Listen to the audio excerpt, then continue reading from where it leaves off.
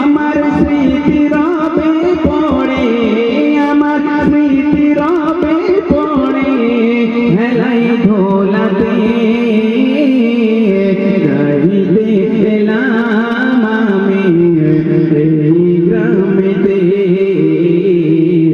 গাইতে এলাম আমি এই গ্রামেতে। খোদার দয়ায় মায়ের দোয়ায় গজল শোনাতে গাইতে এলাম আমি এই গ্রামেতে, গাইতে এলাম আমি এই গ্রামেতে। শুনুন কবি শাহাবুদ্দিন তার কলমের দ্বারা লিখেছেন। শাহাদ